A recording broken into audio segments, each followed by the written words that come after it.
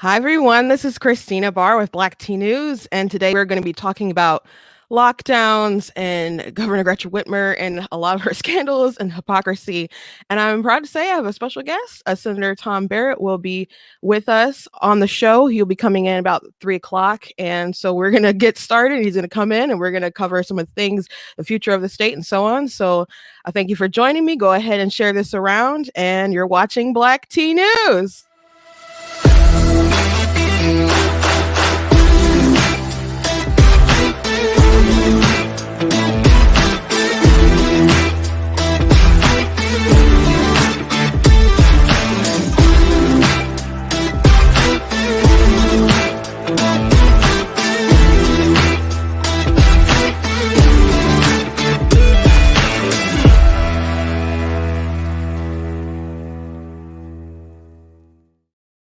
I hope you guys like the intro.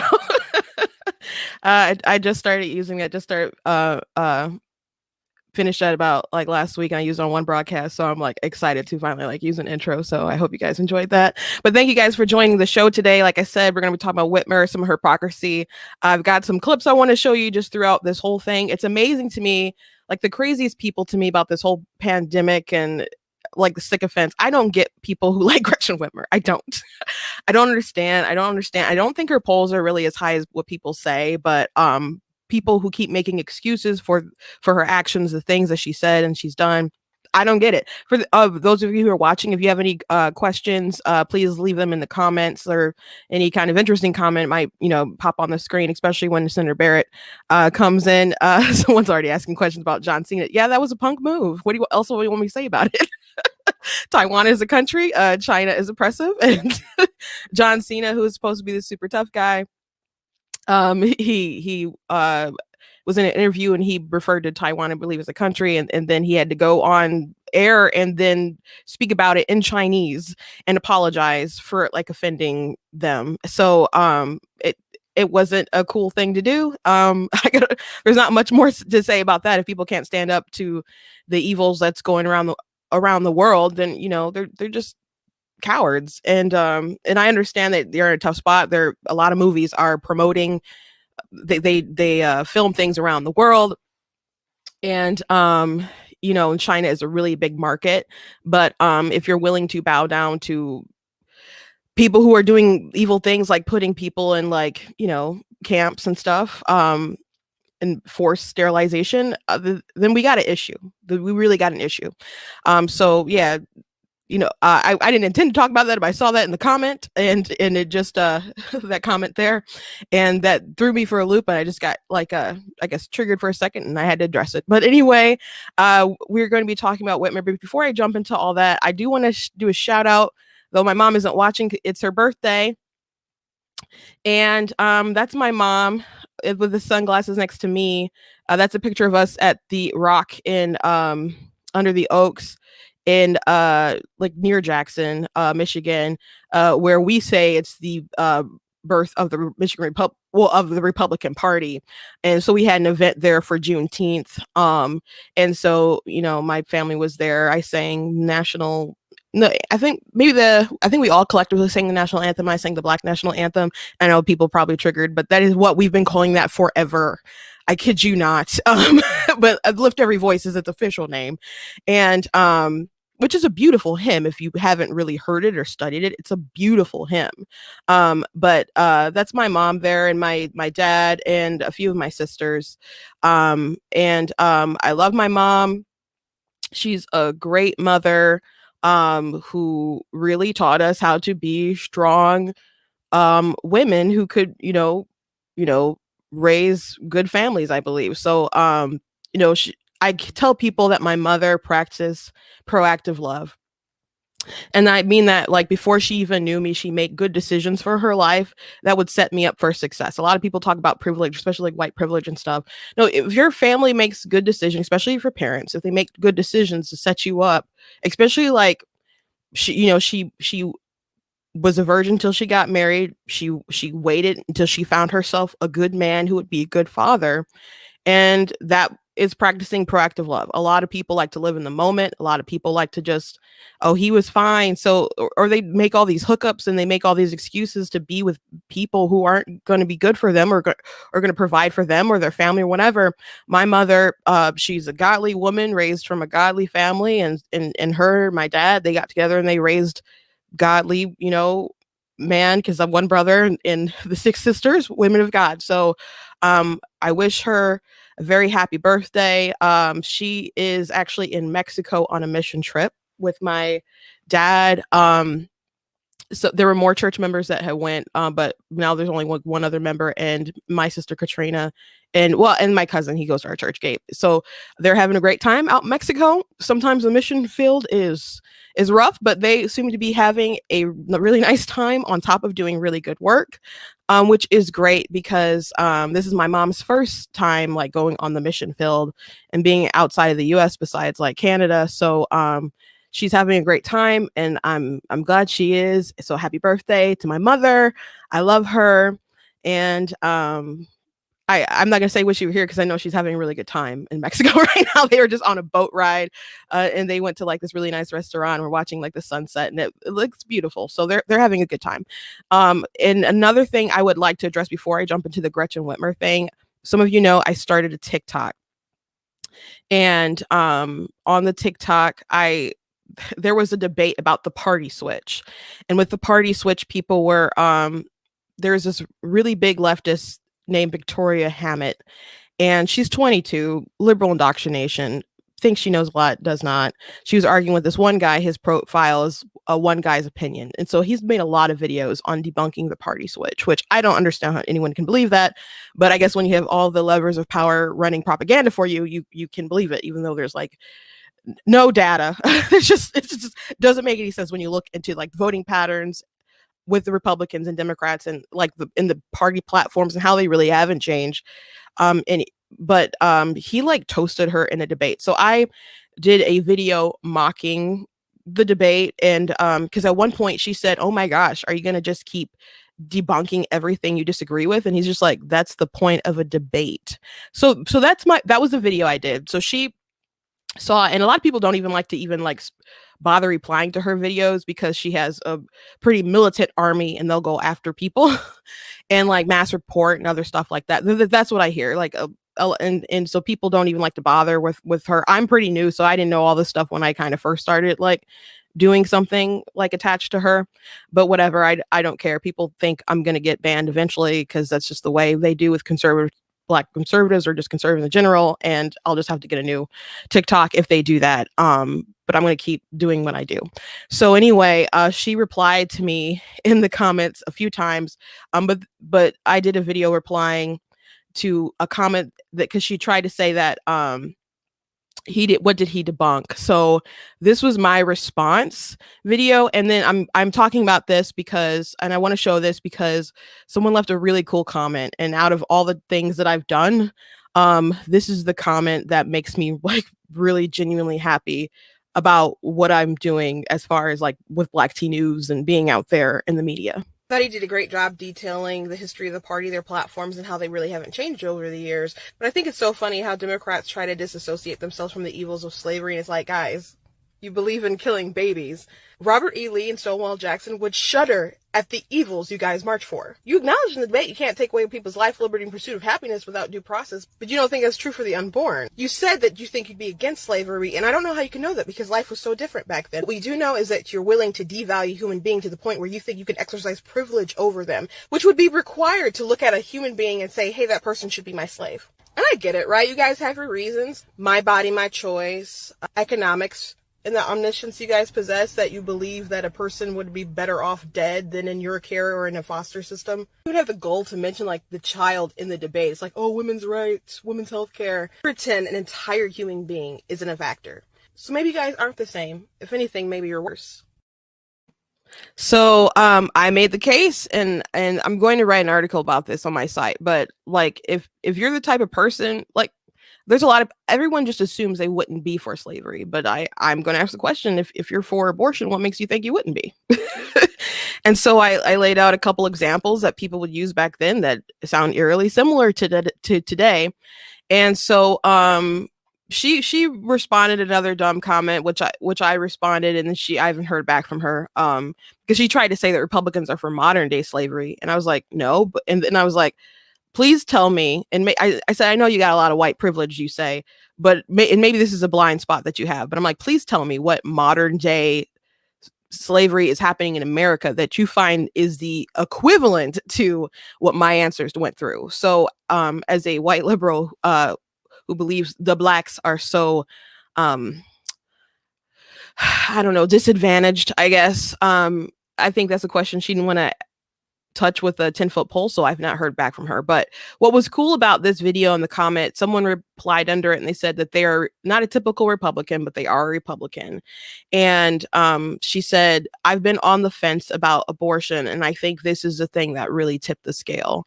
So I thought it was such an honor that with an issue that's so important, that I made the difference. And I put it in a different way that I guess a lot of people hadn't thought about before. And I'm glad to kind of introduce, and I haven't really seen a lot of people make the comparison or their argument, so I'm not going to say I'm the only one who's made it, but I'm glad to introduce a little something new, I guess, to the conversation, and for people just to kind of see, you know, the comparisons. And I mean, I would argue that what we do today is actually worse, but the fact that you can disregard a human being to the point where they're just invalid, and you can just provoke your own privilege onto them, and they have conversations as if the child doesn't matter, the life doesn't matter, like it's not even a factor, it's about women's rights, women's choices, but it's like there's a whole entire another human being involved in the situation. So so if you're going to just disregard the life and the rights of someone there, what makes you think that you wouldn't have done it back then in slavery times, especially if you did it for economic reasons? Because a lot of people do abortion for economic reasons because they say they're not ready, they want to live their lives and get their bachelor's degree or whatever, and it's a derailment. So it's just really based off of convenience is how we value each other's lives. So I was glad to introduce, I guess, a newer kind of argument that they hadn't heard before. And I was glad to make a difference, because I do feel like this is something that's really so heinous. And I think we have our nerve, like stuff in the past, awful, terrible, absolutely. But we have our nerve looking through our 2021 lens back at these people making these judgments while we do these evil things today. So I was really glad to make that argument. Thank you. Thank you for wishing my mommy happy birthday. I was really glad to lend, you know, my voice to that argument, and I'll be happy to keep doing that around the country and on my, you know, show, on TikTok, wherever I can until they ban me, and then I will try and start all over again. So today, of course, we are talking about Gretchen Whitmer and a lot of the evil atrocities that she has done upon our state for some time now. And it's just gotten worse and worse and worse and worse. Now we're at a point where things are pretty much relaxing a bit. But we haven't forgotten. Michigan hasn't forgotten. And, you know, when the news first started announcing, and when they first started the day before, they announced that we're going to have lockdowns, it was a Sunday, and we were at Red Lobster, which I remember because I'm not crazy about Red Lobster. So me and my sister Angelina were just kind of like, we're at Red Lobster. But we were watching, you know, the TV as they were kind of announcing things. And there was a waitress who was just terrified. And at this point in time, you know, stuff about Corona was coming out. And there are people who are already pretty much buying things in bulk. There are people not going to the mall, like shops and stuff were dead. People were masking. We're trying to get masks, buying up masks. And then the government told you not to buy masks because they didn't want you to buy up all the masks, which is really shady, but that's a topic for another day. And so I remember people being really scared about their livelihoods and what would happen. And but when everything started to happen, I felt like America was really more at an optimistic point. Like when Trump's like, we're going to build these ships, we're going to make these masks, we're going to make these ventilators, like we're going to tackle this problem in a very American kind of way. And it I don't know, kind of like a call to action, like you would like during wartime or something like that. So I felt like I wasn't concerned at all. And because I felt like we were going to accomplish good things together. But then it got super political, and he didn't make it political. And at first, a lot of Democrats didn't even make it political. But the press never forgot we were having an election, and the press, they clearly have team favorites. They have a team. so they would go to governors like Newsom and Cuomo and like, isn't Trump bad? Please tell us Trump is bad. And they're like, actually, they're doing okay. But they would print crazy stories and did all that they could to really start dividing people. And eventually Democrats were like, hey, we can use this pandemic to advance our goals. And Whitmer said stuff like that. Newsom said stuff like that. And other Democrats too. So and that's another topic that we can really dive into another day, to just kind of how the economy was really good. They were like terrified of how good it was doing because they wanted a recession happen. Well, there were some people who openly said they wanted a recession so Trump wouldn't get elected, but people were waiting for a recession and it just never came. And so what happened? We had a forced artificial depression that ended up happening. And now all these people associated with the COVID shot have become billionaires, while a lot of people have lost their businesses after the government announced who is essential, not essential.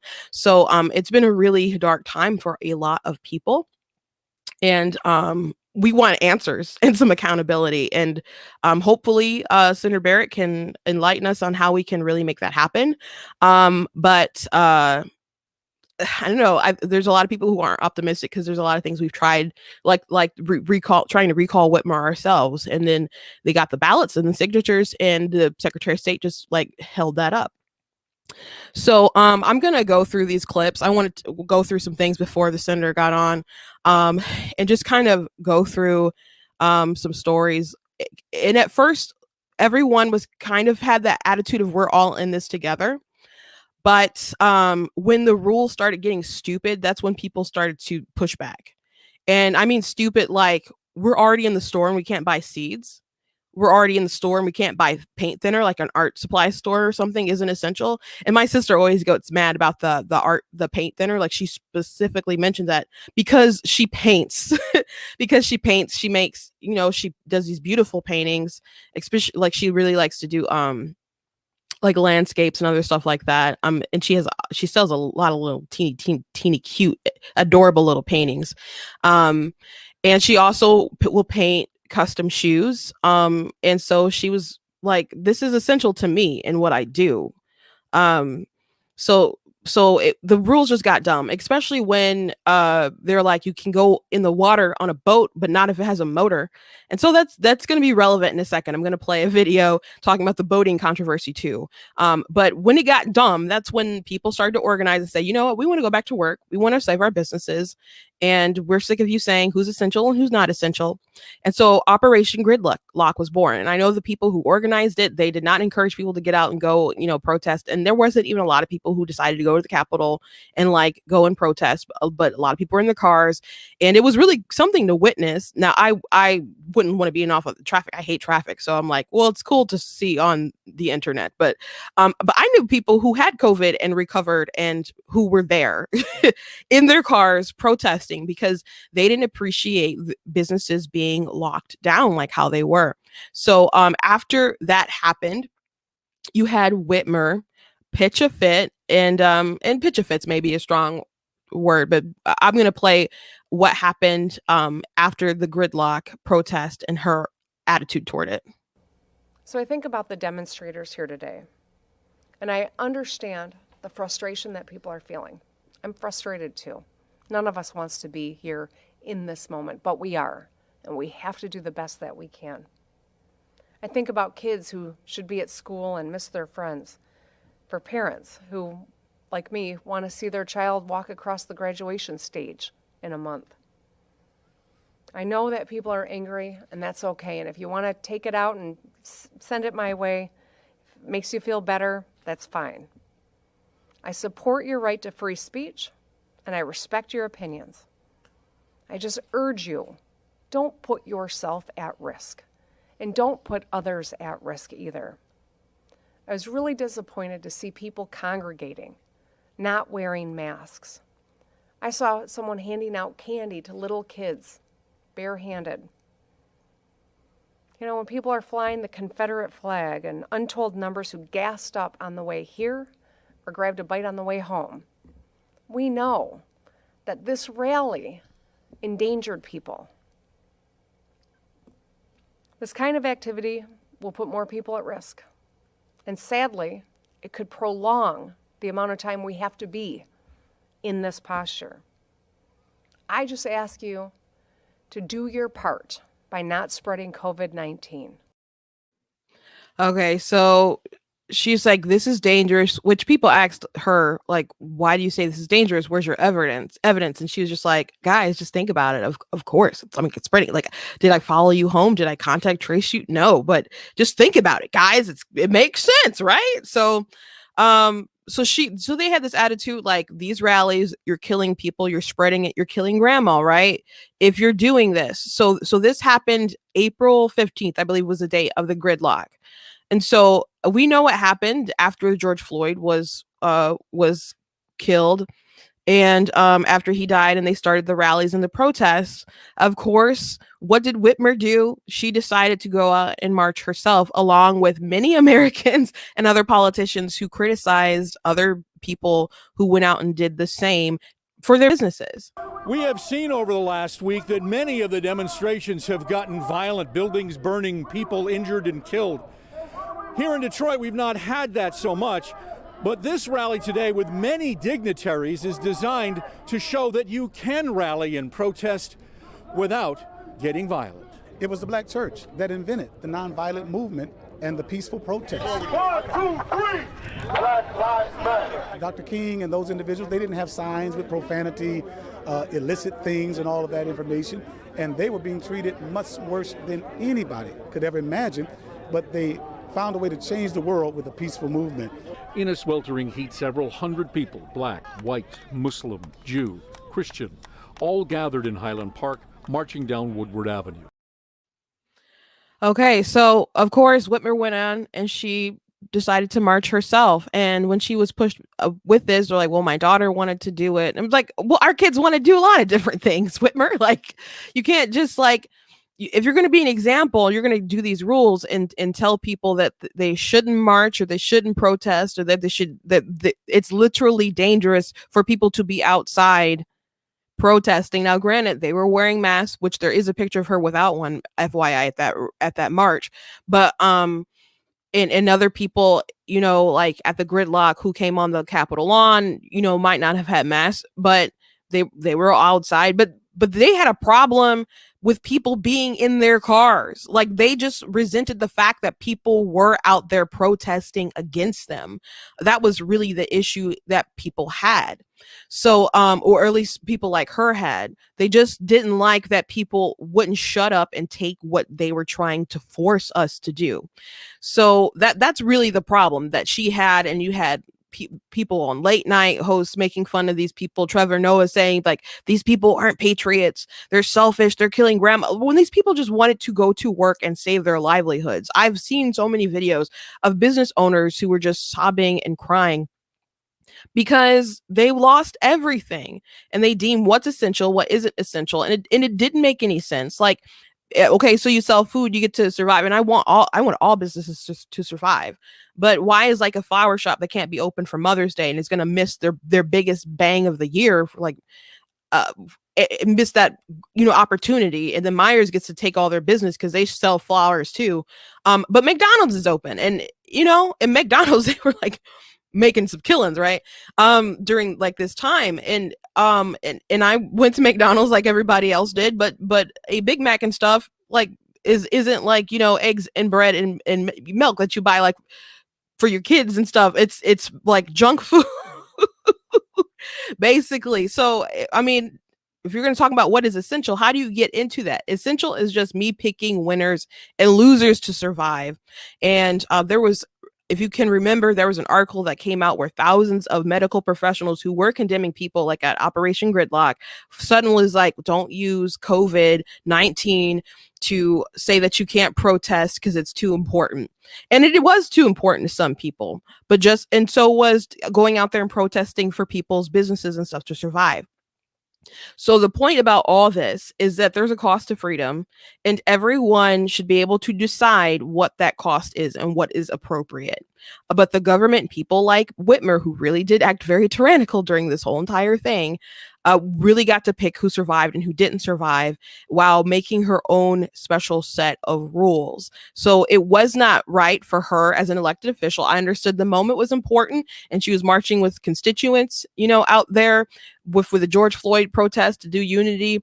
But when you're telling other people that they shouldn't protest, especially to save their businesses, that's totally inappropriate, and she shouldn't have done that. Now, one of the things I mentioned was like about the boating rules and how there was a rule that you can go in the water if you like have a boat, but it doesn't have a motor. And so there was a boating controversy. This is like one of the big ones that happened earlier. Now there's more. When when she like relaxed the restrictions, and so people wanted to enjoy the weekend, and her husband apparently made a call trying to get their boat in the water faster and skip the line. When the governor finally opened up business up north, she urged all of us downstate not to rush up there. But did her family do just the opposite? Is this a double standard when they asked to get out onto their lake? The governor says it was all a misunderstanding. My husband made a failed attempt at humor last week. Knowing it wouldn't make a difference, he jokingly asked if being married to me might move him up in the queue. A state rep from Antrim County, where this happened, says the governor waited too long to address this. The cover-up in many cases is by far worse than what the issue was. This could have been cleared up immediately. Public records show the governor and her husband, a dentist, Dr. Mark Mallory, own a home on the water in Antrim County, north of Traverse City. According to an online post, Dr. Mallory called the North Shore Dock Company. He wanted his boat in the water. He was told they were running 3 weeks late. No chance this is going to happen. Dr. Mallory reportedly replied, "I am the husband to the governor. Will this make a difference?" The owner wrote in his post online his own joke. "It does make a difference. That would put you to the back of the line." She needs to understand that she maybe isn't as popular as some of the polls might say. Obviously, with the motorized boating prohibition in our early days of COVID-19, he thought it might get a laugh. It didn't. And to be honest, I wasn't laughing either when it was relayed to me, because I knew how it would be perceived.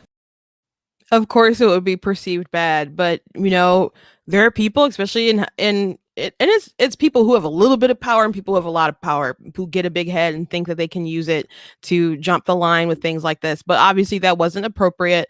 And why would you? And I understand everybody needs a break. Everybody needs to enjoy life. But as the husband of the governor, and she's the one who's putting all these rules out there, maybe you need to stay home and be one of those people who are like, well, I haven't touched my family in like a year, which there are people like that, or at least they're claiming to be. I think it's pretty unbelievable and pretty insane that people out there in the world saying that they have not been with friends, gone out, or anything like that, haven't kissed their grandma, touched their grandma, or anything like that. It's just really sad. And I, for one, would not apologize for me trying to live my life the best that I could during this time, especially considering other data and stuff that's come out. And we could have been smart, but these restrictions and these rules are so dumb. And one thing I want to say, after the Operation Gridlock, Mitch Albom wrote the dumbest article about that in retaliation, and said that Whitmer is like Moses leading the people into the promised land, and we're like screwing it up by not being patient.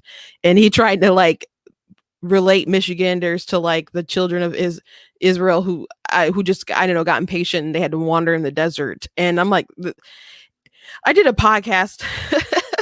I have a religious podcast, Project 31. Back then, I talked about just why that was a dumb analogy in all kinds of ways. But I just couldn't believe that these people are willing to just sit down and be led around like sheep by someone who's, granted, you could excuse someone if you thought that they were doing the best job that they can. But there's people out here who are making just egregiously dumb, boldly stupid decisions that just didn't make any sense.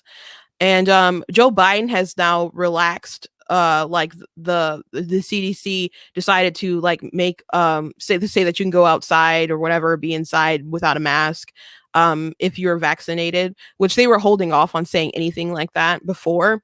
And Ben Shapiro has the theory that the reason why they did that is because the news cycle was so bad, like with the gas shortage and that pipeline hack and Middle East, being at war, plus the job numbers were very, very disappointing. So with all those things combined, they wanted to change the narrative. I don't think that's exactly the reason why, because when push comes to shove, I think a lot of people would cover for them anyway. I think the reason why they decided to change courses, one is probably they have some kind of internal polling where they knew they were making mistakes, like they're pushing it too far. But two, people, like I mentioned Trevor Noah, people started to question hey, this stuff isn't making sense anymore, right? Like if you're vaccinated, how come you have to still be enslaved? So when people started questioning things like that, I think that's when they decided to really people are waking up and we got to do something about this and change course a little bit. So that was a hypocrisy with that. There's another scandal here that I want to address with the governor. I'm going to play a little bit of this. It was not a vacation, and it was not a gift. For weeks, Governor Whitmer has defended her March trip to Florida, saying the weekend retreat was solely to care for her ill father, seen here in this photo from 2018.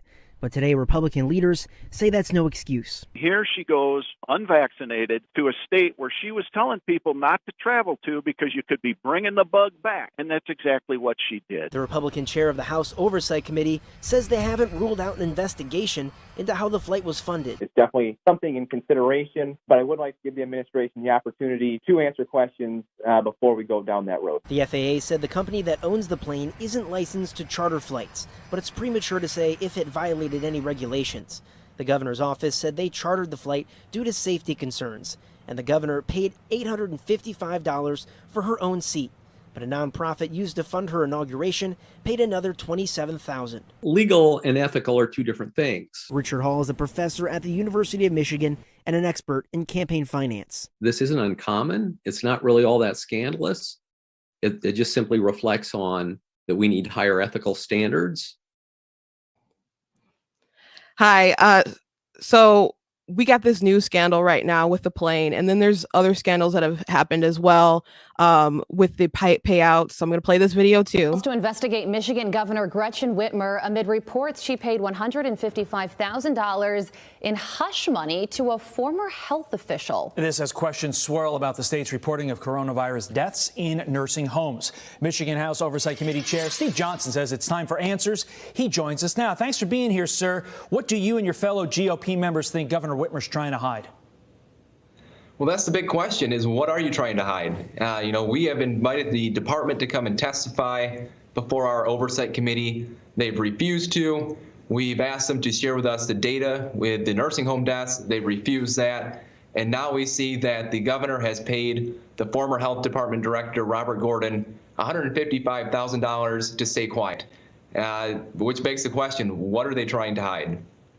Yeah, so the state's health department director resigned in the middle of a health crisis, and then you discover that he received a $155,000 package on the condition that neither side reveal why he stepped down. Now, here's Governor Whitmer on the subject. She says this kind of stuff happens all the time. Take a listen.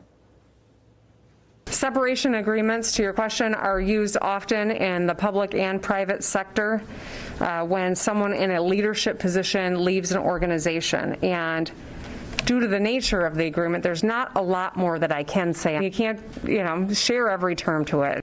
Yeah, so this is taxpayer money, so I'm sure a lot of people in Michigan would want to know why $155,000 went to the former health director. Are you suggesting any impropriety may have taken place? Yeah, I would strongly disagree with the governor. This is not something that's common, not something that we've seen here in state government before. And if it is so common, then why weren't they open in the public about it? It was actually the work of a dedicated journalist that exposed this. It's something that they tried to hide all along. And this is taxpayer money. We appropriate dollars. There is no line item in the budget for hush money. Okay, so we've got that scandal, and that wasn't the only payout. No, it's not normal. is not normal. You can maybe see it more in the private sector, but obviously this is our taxpayer dollars. Someone left a kind of a funny comment, so I'm going to put it on screen. Let's give her 155,000 to resign and keep her mouth shut. So I thought that was kind of funny.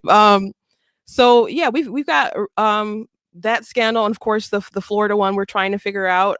We want some more questions, and hopefully Senator Barrett's now on the line. We're bringing it on, so maybe he can answer a little bit about that. How are you doing? Good. How are you? Thanks for having me. Can you hear me okay? Yes, I can. Great. So I've been playing a little bit of like the timeline of the COVID and the restrictions and a bit of the hypocrisy. So we just got to the Florida situation. So is what's going on right now as far as any kind of investigation to any wrongdoing, at least in Michigan with that? Yeah. I know that there's been a referral over to the FAA because the company that was used for this flight is not authorized for that type of activity. If you book a flight on an airline, of course, they're subject to a lot higher transportation regulation and restriction as it relates to inspections that they do, things of that sort. But if you or I owned an airplane and wanted to just fly it for our own individual purpose or use, it wouldn't be subject to those same higher scrutiny types of regulations. So basically what the governor did is used the private airplane of an individual that she may be close with, I guess a billionaire somewhere in Southeast Michigan, that allowed her to take advantage of this flight.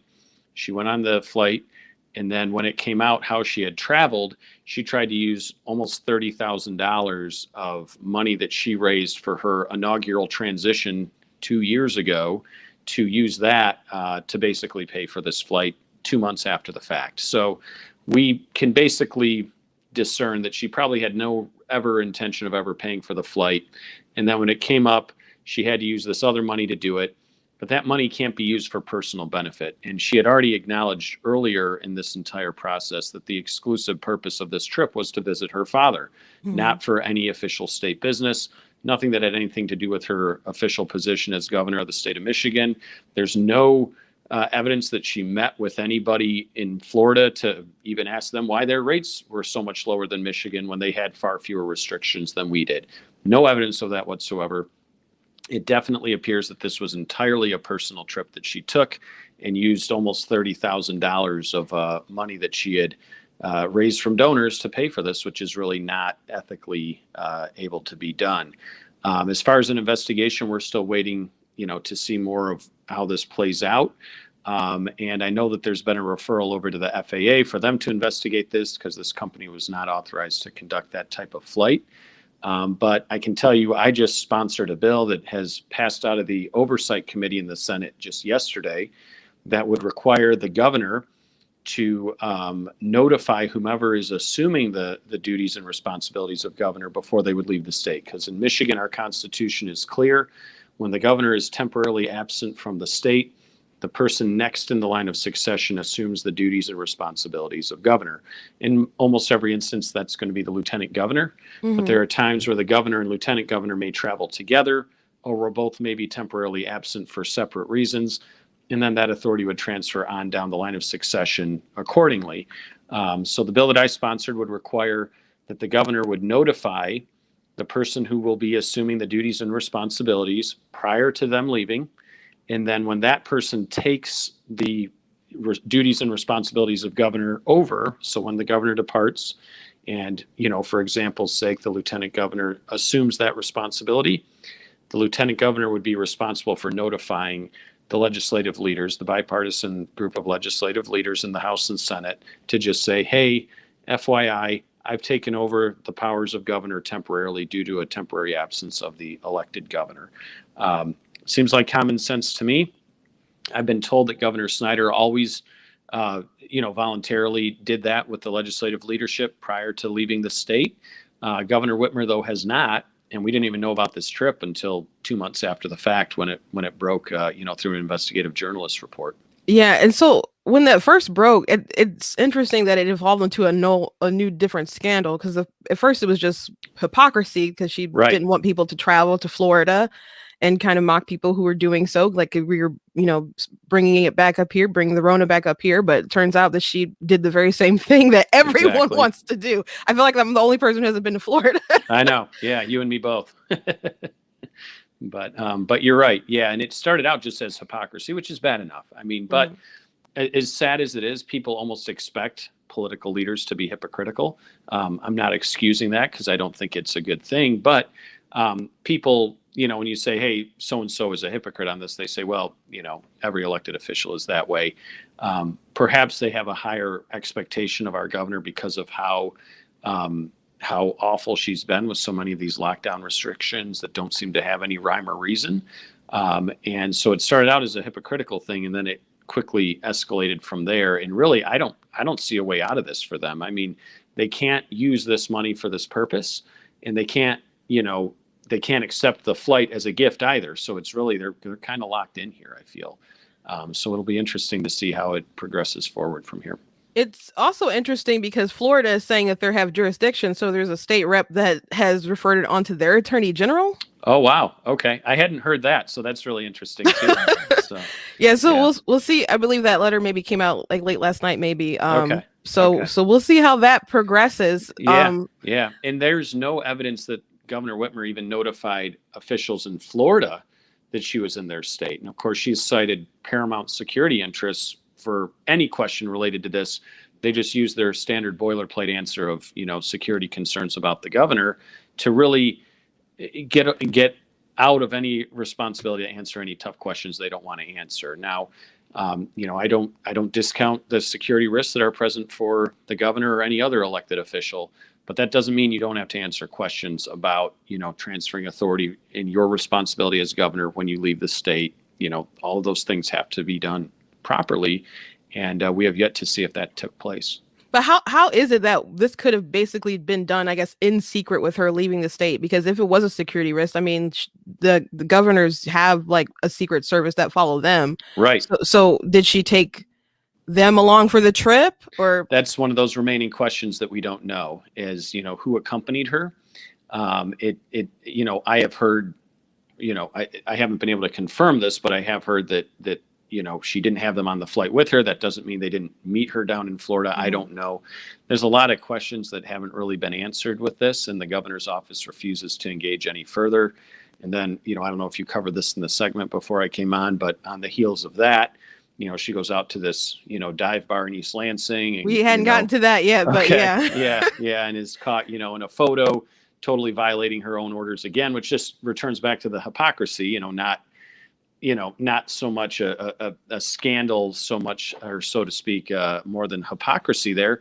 And really, putting a different expectation on businesses that have been fined or had licenses revoked for failure to comply with some of these obscure orders that the governor has put out. Meanwhile, she herself doesn't comply with them when she goes out on her own.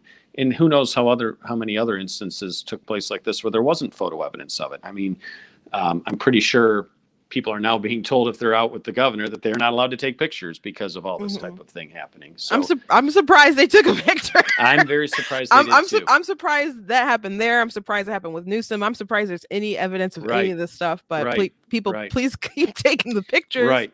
Yeah. But it again, when they start saying, any inquiry whatsoever, they claim security risk, reason to deflect any inquiry, anything related to what the governor's done, yet they'll post a real-time photo of her at a dive bar in East Lansing. So if they're not willing to share with the legislature who is the acting governor of the state, because again, when the governor leaves, someone else takes on the duties and responsibilities of governor. We're just asking to know who that person is. We're not asking for details as to where the governor is going, what they're doing, how they're getting there, where they're staying while they're absent, how they're returning, or any of that other information that could conceivably be a security risk.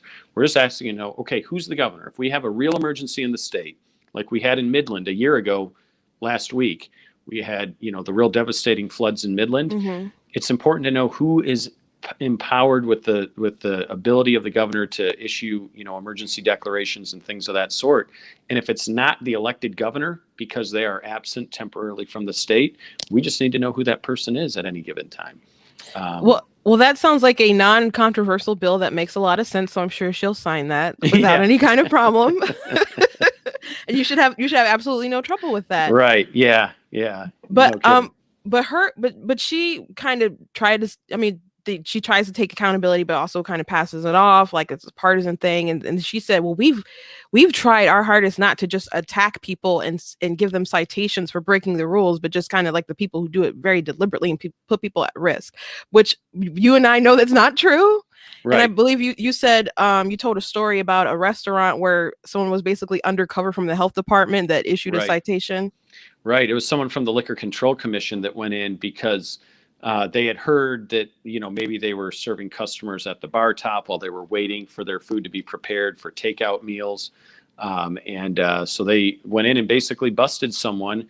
And according to the manager at the restaurant, a man came in and acted, fairly distraught and said he was lonely and was asking for, hey, can I eat in here?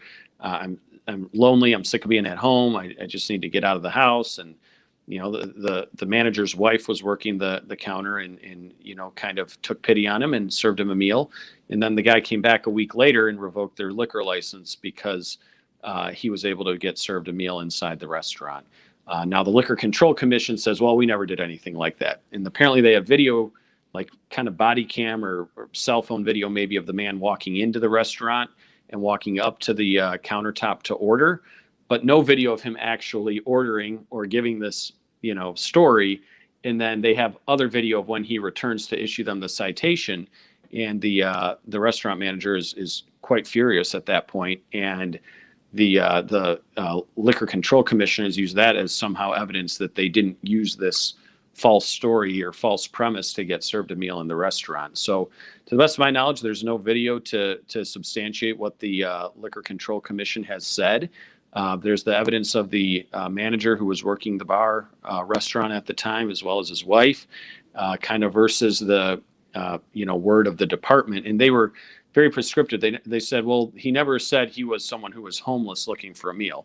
Well, when I told the story, I never said that the man claimed to be homeless. I said that he claimed to be lonely and wanted to get served a meal in the restaurant. They took pity on him and served him. They haven't refuted that to the best of my knowledge.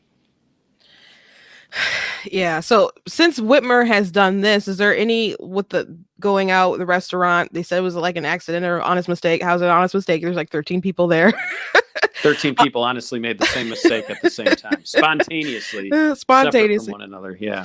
So, is there going to be maybe any kind of call to, give people back their licenses, give people back their money from the fines that they've paid? Yes, I know that the House of Representatives has worked on some legislation that would basically refund anybody's, fines that they've had to pay as a result of, violating any of these restrictions or orders.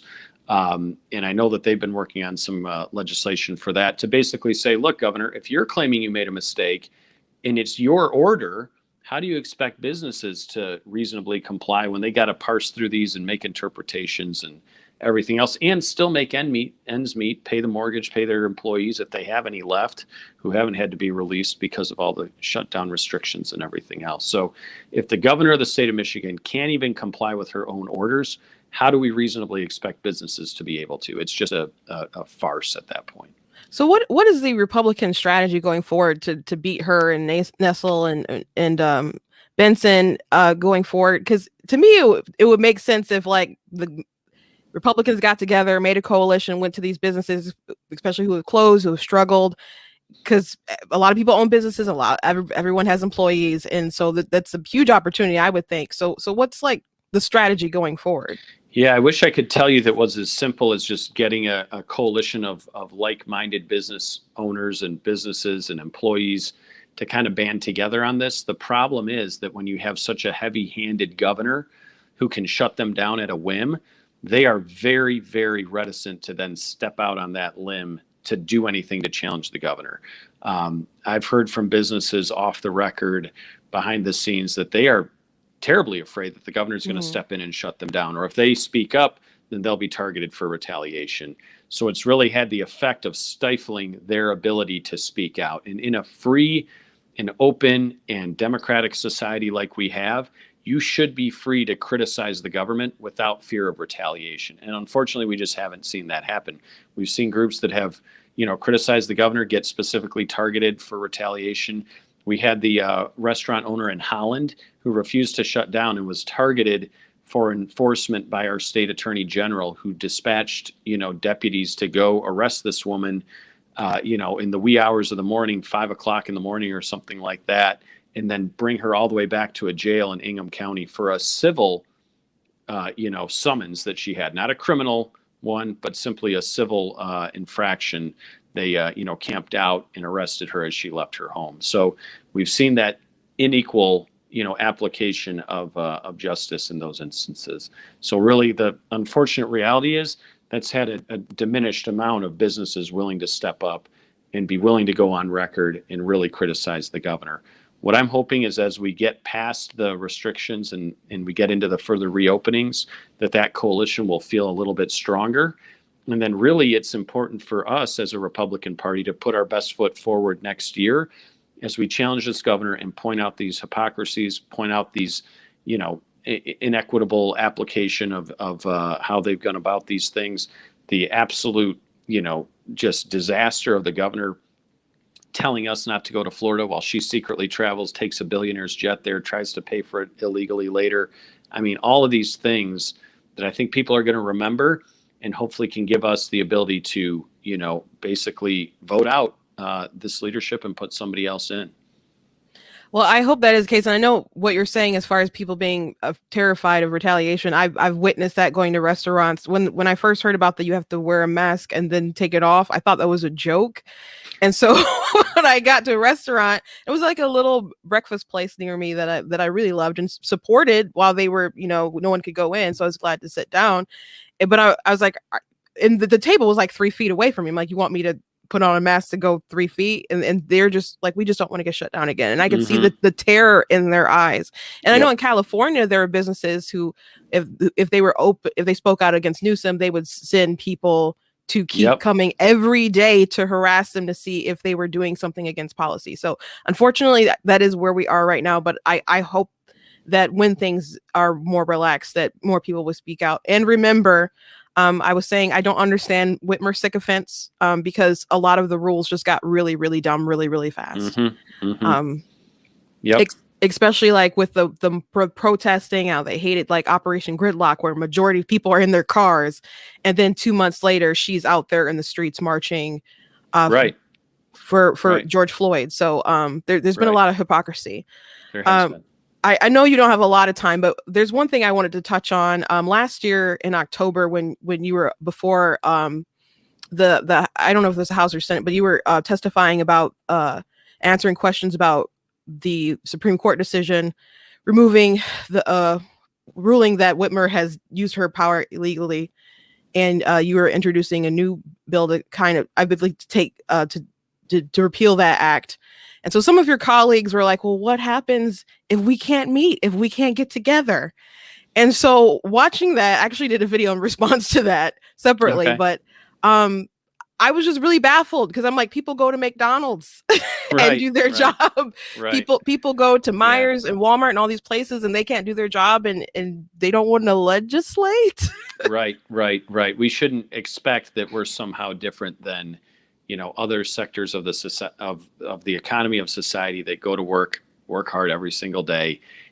We took some protocols at the very beginning of the pandemic, of course, to make sure that we, were kind of curtailing some of our business to only deal with things that were kind of critical need.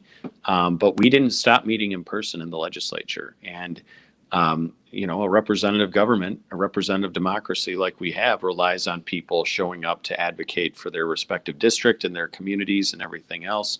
And we shouldn't cede that to a singular executive branch person for any longer than is absolutely necessary. And in Michigan, we have these two emergency powers laws that have existed for 40 years. Some go back even longer than that.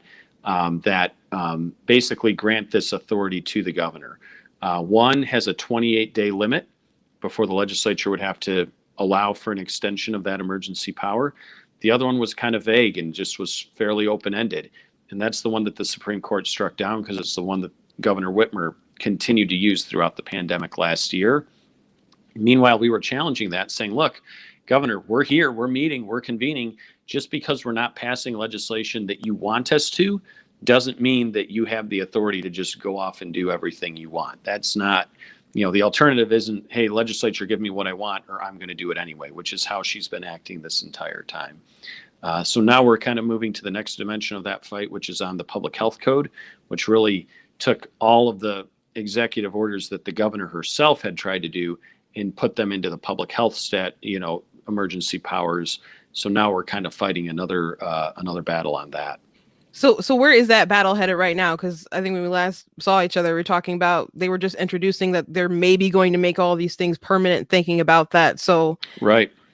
Thankfully, the governor realized that she couldn't politically get all of these rules to be made permanent. So she has rescinded the effort to make these rules permanent. Now, what ended up happening is the Biden administration and the CDC ended up removing a lot of the recommendations and restrictions around what people could or couldn't do, wearing a mask and not wearing a mask, distancing and quarantining in certain circumstances. So they're moving much further ahead, than Governor Whitmer was, and she kind of had to then play catch up, which meant she had to rescind these permanent rules that were set to take effect in October. So the fight's not over yet. We're still trying to make sure that in any event going forward, that before emergency powers can last longer than a few weeks, to give the legislature time to convene and pass legislation where necessary, then we've got to make sure that the executive branch, the governor, whoever that is, even if it's a governor that I agree with, shouldn't have unilateral authority over our lives the way that's happened the last year and a half here in Michigan. I feel like Republicans do a better job at thinking about like this could come back to bite me in the butt if we do this. So do you feel like maybe your Democrat colleagues would feel differently if it was a Republican doing all these things? They very well might. I mean, they really, they're keen on switching their position based upon who's in charge. I mean, I'll give you an example. I sponsored a bill last year that gave protection to state employees who come forward and voice concerns about state government to their legislators. And that bill passed unanimously in the House and the Senate. Every Republican and every Democrat voted for it in both the House and the Senate. Went to Governor Whitmer's desk and she vetoed it. Mm-hmm. And a couple weeks later, we tried to override that veto. We put the vote up on the board, a vote they had just taken a couple weeks prior, and every single Democrat voted against the override. So here they supported this bill when it came through. I worked with them on it, made sure the language was crafted in a way that was neutral and not, in any way, favoring one side or the other. It simply said, if you're a state employee and you come forward to bring a concern to a legislator, you can't have retaliation against you at your employment for that. And the governor vetoed it, and then all of them voted against overriding her veto. So they wouldn't even stand behind their own vote a couple weeks prior. So it's a disappointing thing. They can often change their position, which, is in a way that I don't understand really. But they're playing politics often, really all the time. And did anyone give you any explanation of why, or did they just I think honestly, it came down to the fact that they couldn't politically override the governor of their own party. Now, me personally, I voted to override a veto by Governor Snyder when I was in the House of Representatives. I had no problem doing that. If I had voted for a bill and the governor vetoed it, I was more than happy to vote on an override because I thought it was a legitimate function of the legislative process. The governor certainly has the authority to veto a bill, but the legislature has just as much authority to try and override that veto. They looked at it as a slight against Governor Whitmer, whereas I look at it as a legitimate, functionality of our constitutional form of government that empowers the legislature to be able to do that. So I think politically they viewed it as something that would be embarrassing to the governor, and they kind of fell on the sword and didn't allow it to happen. Well, fundamentally, I feel like I've seen Democrats really make the case that they'd rather give power to the system rather than their constituents. And Benson did this when she went to go testify for the People bill, which is going to take the powers of our elections and give them to the government, which she's a Secretary of State. So that seems super weird to me that she would do that. And my congressional rep, Brenda Lawrence, last year I saw her in a podcast and she was talking about why she supports the popular vote, and I'm just but that would take away power from Michigan, and me and my vote, and then California would have more power. So I do feel like this is a big difference between Republicans and Democrats, where they're willing to give more power to the system rather than Republicans are like, I got elected by the people. And I guess it's not all Republicans, because sometimes systems or whatever, but generally, like, we're like, we want to represent the people who have voted us in. Yeah, and I think to some extent they look at the ends justify the means, and they think if it benefits them in an electoral system, then it ought to be done, regardless, and they'll find a reason to argue why or why not accordingly. But really, it's been my observation that they look at kind of, the ends justify the means for that. That is unfortunate, because obviously I believe that government is supposed to, protect the rights of the governed, and right. You have to have the consent to do that, which Whitmer did a lot of things with our consent. Yeah, no kidding. Our consent, your consent, anyone's consent in the past year or so. But right. Since the CDC and the White House have, made a turnaround, which I feel is political, because there wasn't like any data to like really change things. Are we kind of at the end of the tunnel in Michigan? I really hope so. I really do hope so. Here's the thing though, if Governor Whitmer were as highly regarded in the Biden administration as she would have us believe, you would think that their CDC would have at least given a heads up to the state of Michigan, to our health department, and to our governor, to let them know, hey, we're about to change our mask, recommendations or what have you for different guidance. And it's going to conflict with what you have published in Michigan for your guidance. Here's what we're going to put out tomorrow, and you should have an order ready to kind of catch up to that. And instead, it just totally took Michigan by surprise. I mean, the governor had no idea that was coming. The health department had no idea it was coming. It took them another day to figure it out, and then another day after that to make it go into effect and everything else. To me, it really showed the lack of influence that Governor Whitmer has, even within the Biden administration, because it appears that she was totally caught flat-footed as they changed that very substantially from what their recommendation. I mean, the governor herself had put out this plan to start loosening some of the restrictions when we got to 70% vaccination rate, which we're still quite a ways from that. And we've loosened much of the restrictions in the interim time, which I'm glad has been done, but it didn't, it doesn't comply with what the original recommendation of the governor was. And really, it's because the CDC came out and changed, and she had no real way of stopping it from happening. The dam had already busted, and she kind of had to just go along with it at that point. That is an interesting point, but do you feel like some of that is just like, it could be a lack of influence, or could it just be like they flipped so quick on it, and some of it could have been because of bad press, but I think it's also because some major media people started asking questions like, some of these things don't make sense. Right. But they haven't made sense arguably from the beginning, right? Even if you want to take into account, a person's vaccination status and whether or not, they should have similar restrictions. I mean, the vaccine's been out since, December and January. And so it took them till May to start saying, all right, you don't have to wear a mask if you've been vaccinated in these settings and whatnot and what have you. That wasn't new. I mean, the vaccine's been around for months at that point. So really, I think, to your point, they haven't really made a lot of consistent sense all along. Mm-hmm. And then the CDC really inserts quite a different, recommendation that's out there. In Michigan, having one of the toughest restrictions, kind of was caught because other states were opening up. They were going in a different direction on their mask mandates. Meanwhile, while Texas and Florida were lifting all of their restrictions and their case numbers were plummeting, and they were opening things up and, loosening the restrictions they had, loosening the recommendations around everything, mask mandates and everything else. Michigan was clamping down, and we actually went all the way down to masking 2-year-olds for a while, if you remember that. No, that was sick. I don't have another way to describe it, but sick, yeah. And so then the CDC changes their recommendation and guidance, and then the state of Michigan has to kind of play catch up. So to me, it really did demonstrate just the lack of influence that the Whitmer administration has with the Biden White House. I think they would like us to believe that there's a lot of connection there to maybe exaggerate the expected influence that Governor Whitmer has, but they totally were caught flat-footed on that. And this is my last question. I was I guess kind of brainstorming the other night about Democrats and their bench about who they would go for next time. Biden's not going to run again, obviously.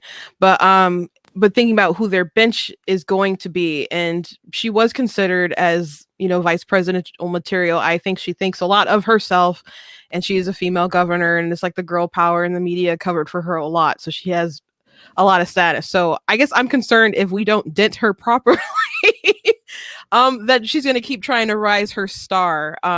Is that a concern or something that you've maybe thought about? I know that she did fancy herself as a vice presidential contender and everything else. But then she claims she traveled, in this awful, terrible pandemic to tell President Biden, who was then the nominee, that she was, that she didn't want the job as vice president. And that came out after she was passed over. So, to your point about her ego or what she's thinking, I can't really get inside of her mind. But, I'm hopeful that the 10 million people here of Michigan are kind of sick and tired of the failed leadership of the Whitmer administration, and that we'll have a change in leadership next year, and hopefully that will, leave behind any regard for, Gretchen Whitmer's leadership. And really, you look at it, since she hasn't been able to blame Donald Trump, she's had a total collapse of credibility in the state. Since the Biden administration has come in, there's everything, all of this stuff has just been a constant drip, drip, drip, drip, drip from the administration, from the Whitmer administration. She doesn't have Donald Trump to blame for everything like she likes to do. She doesn't really have anybody else to blame for anything. And it's just been this complete and total collapse of leadership since then. And the polling seems to show that. It's seeming to slide against her favor. Well, I mean, she still blames you guys for over exaggerating, I think is kind of her thing. Like, well, I gotta eat or something, just like silly stuff like that. Like, it's a mistake. Like, they're going too hard on it. They break rules too. So we're not the ones writing the rules, though. We're challenging those rules. It's one thing if if me or another one of my colleagues traveled out of the state, we've never been telling people they couldn't do that. It's when you tell people they can't do something and then you do it yourself. If we've been resisting her efforts to force people's hand on certain things, then, obviously it's not hypocritical for us to criticize that and not comply necessarily. It's hypocritical when she tries to tell us we can't or shouldn't do something, and then she herself does it on her own. And then, absurdly enough, her quote when her, top officials were traveling out of the state, that was the first story really back in the spring, was that her own health department and her one of her chief operating officers had traveled to Florida on spring break. And she said, well, there've never been travel restrictions in Michigan. That was the quote that the governor gave. I mean, that's just a bold-faced lie. There is no way you can claim that is true. Whatever spin you put on there, you can't claim that was true. No, that was another one of the dumb, very oppressive sort of rules that she did. Because, I mean, there's a lot of people who, like Macomb County, Oakland County, or wherever, who might have places up. They might have a cottage up north somewhere or something like that. And it was strictly forbidden by her orders for a period of time. Yeah. So that was pretty, I don't want to say unbelievable, but it was pretty out there that it's not like we don't have memories. It's not like we don't have video. It's not like there weren't press conferences and articles and so on. So absolutely. It's pretty unbelievable. But I know you're a busy man. I really appreciate you coming on and giving your insight. Thank you for having me. And I'm going to let your staff get you back. Awesome. So you get back to work. So thank you very much. Yep. Thanks for having me. Yep. So, we talked a lot about Whitmer and her hypocrisy. I do hope that Michigan is pretty much at the light at the end of the tunnel regarding these things. I talked with Senator Barrett a few weeks ago at an event, and they were pretty much, I guess, just now talking about not allowing people to do things unless it was like at 70% capacity. And so now there's this rapid shift because of the Biden administration, which I already said, I think there's no data to support the sudden change, and that's political. And I don't think it's just for cover. I think they probably saw some data, some polling or somewhere internal where they're like, this isn't making, like, the people are starting to wake up. They're not liking this. They want freedom. People who are vaccinated, they want to take off their mask or they want to be able to go places, and it doesn't make sense that they're still so restrictive. And people were like, a couple weeks ago, Fauci, I believe it was Fauci, was on TV, and I posted the video on my Facebook page, and they were saying that if you have the vaccine, if you're introduced to another strain, it can mutate. And I'm like, so are they trying to convince me that we all got to get vaccinated so someone won't get a super strain, mutated strain of COVID. So you're saying people who are vaccinated can super mutate? Like, and I start, I've seen Resident Evil and I've seen like I Am Legend and all these zombie films, and I don't think people are going to literally turn into a zombie, but that's like the image that you guys are putting in people's heads that just made people really reluctant to get it, and then reluctant to push others to get it, and create more vaccine hesitancy. And that, I don't even know if it's so much about fear other than it's not making any sense if there's not kind of any incentive, especially if you are a young person who's going to be more impacted by getting the shot than you are with actually having COVID. I know young people who had it and they didn't even tell them like take water or something. They're like, just go home. Like, they'll do NyQuil and nothing. Not that that would help, but it's like that they didn't give him any kind of comfort, any kind of instructions, but other than go home, because your immune system can beat it. And things that we did in Michigan, like saying that 2-year-olds have to wear masks when they don't really transfer to each other. It's not a danger. It'd be like the whole nation would be different if this was like polio and it was like permanently scarring and damaging kids, but it's not. And so we knew who was vulnerable at the very beginning, and yet Whitmer. We didn't even get a chance to talk about this yet, but we had the nursing home scandal where they were sending people with COVID into nursing homes. And I know people who are like, well, that's where they lived. And it's like, no, they sent people who, there was a story in believe it was Detroit. There was a young man who had COVID. They sent him to a nursing home and he beat on an elderly man. And after the man was attacked, he stopped eating and he passed away. And the father was like, well, he had mental problems, so this should have like never happened. He should have never been in there. And it's insane. I don't even think the nursing staff knew about it until after like the footage and stuff came out. So they did a lot of egregious things, and we had like different places that they built up to be like a hospital that they shut down. It was a big waste of money. Where's the accountability for our taxpayer dollars on that? Where's the accountability on like COVID relief that should have went to helping more people, but we spent them towards the like election stuff? Where's the accountability on this? And I don't know if we're going to see all the accountability that I would like to hope to have after all of these things, but we'll see kind of as Whitmer's starts dimming out a bit.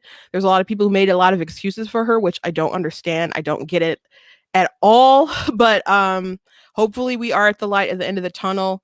Because we did have a lot of changes. They picked winners and losers. They destroyed a lot of lives, a lot of business, and people were just flat out terrified to speak out, to do anything. And I hope this is near the end, and she did get blindsided because they were trying to hold people hostage that kids could even go back to school unless it was like 70% of the population was vaccinated. That's what they were saying. And then all of a sudden there was a shift from the Biden administration and the CDC, and now they're changing tune. And it's not because there's some kind of data shift.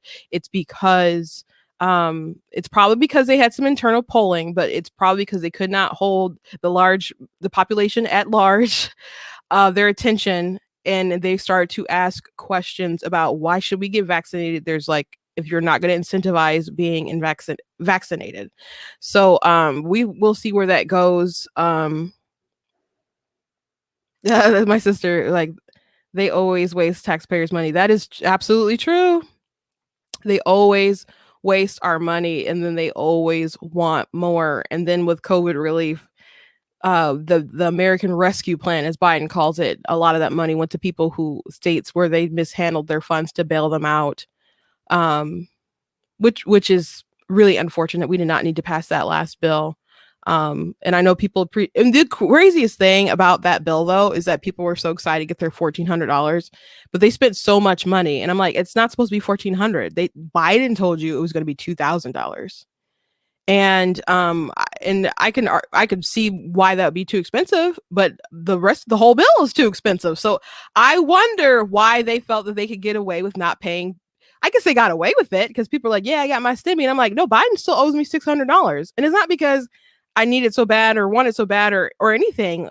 I don't think they should have passed the bill, but I'm like, but why did they get away with promising $2,000 and give you $1,400 and was like, yep, I did a thing. I kept my promise. It's like, no, like, where's the rest of the money, bruh? Where's the rest of the money? And then like a couple weeks ago, maybe like 2 weeks ago. They sent out letters, and it was like a pat on the back. And so one of my sisters got the letter, and they thought that they were going to get more money. I was like, no, read it again, and I had to go over the letter because we had got one too. And it's like they're just kind of like, I kept my promise. And so some people thought that they were going to get more money, and it's like, no, they're just now sending you a letter about it to say I kept my promise. And then they mentioned how there was a down payment of $600, and the 14 was the rest of it. But mind you, Trump passed that $1,600. So Biden can't do a down payment on a promise he didn't even make. So it was just really silly. They were saying elect Warnock and Ossoff and you'll get $2,000. Everyone was saying that, and I've done videos about that before. So it was just super silly. It was just super silly. And I think that's like, out of all the questions or whatever that I could ask, like someone from its administration, I'm just so curious why they felt like they couldn't just give everyone an extra $600 so they wouldn't lie about this, especially considering how much money they spent. But that's about all the time we have today. Went a little bit over than what I intended, but I was so glad to have Senator Tom Barrett on to talk about these issues. He's really been on the forefront of the fight in Michigan about these Whitmer and the lockdowns and the rules that she was using to basically grip the state in such chaos. And so I really appreciate the work that he's done.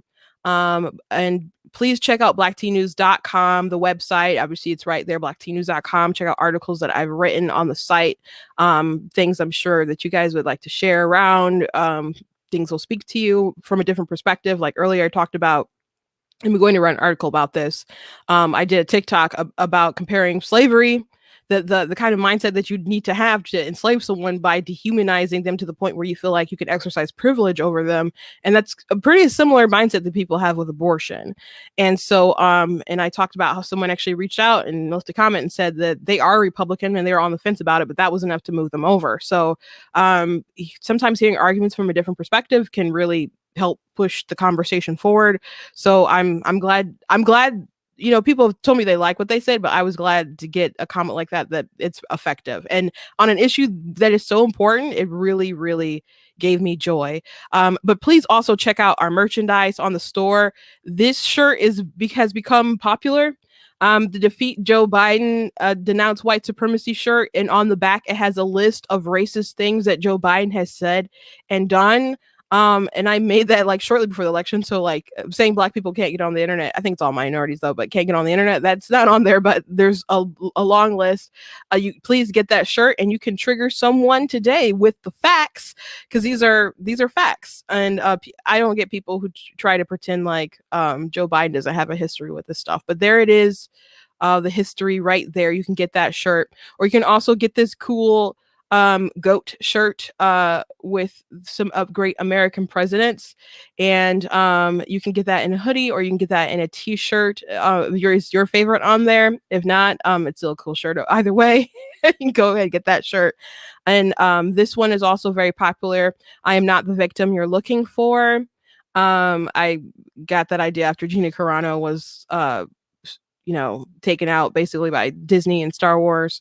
But as a black conservative, I really resonate with that, because they always want to make infantilize black people, and I'm just not into it. So you can get that for the women in your life, because they try to treat like women like they're victims oppressed by the patriarchy, or another sort of conservative other type of friend, whether you're black, Latino, Asian, gay, or just anyone. If anyone wants this shirt, you are welcome to the shirt. And then this one, I voted for Trump, and all I got was historic peace deals, border security, ISIS destroyed, and all these other things. And then the last thing I'm going to mention is I do write books, and so I have this book, Slay Your Fear, which is available on Amazon. And I have a lot of books on Amazon. I have 14 that are published, but this is a spiritual book. I am going to be working on a political book, and I'll talk more about that soon as I get some more stuff down on the pages. But you guys will really enjoy that. But I wrote this inspired by COVID and how people were freaking out, and how I got the idea on Star Wars Day, because I thought about the Yoda quote when he was like,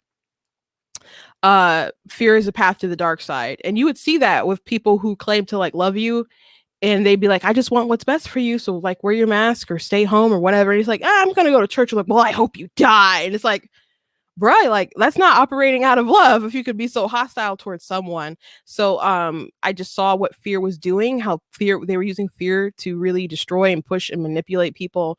And we can't allow ourselves to live like that, because people can really take advantage of us when we're not thinking straight.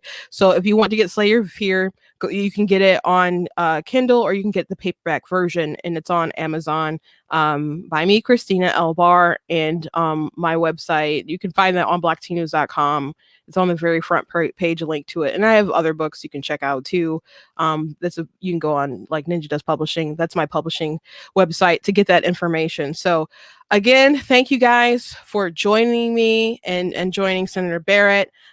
If you go ahead and still share this, because people can watch this on the replay. And there's a lot of good information. I don't understand people who are so into Whitmer and who are so defending her. We've walked through a lot of the hypocrisy that throughout the year, and there's just way more to cover.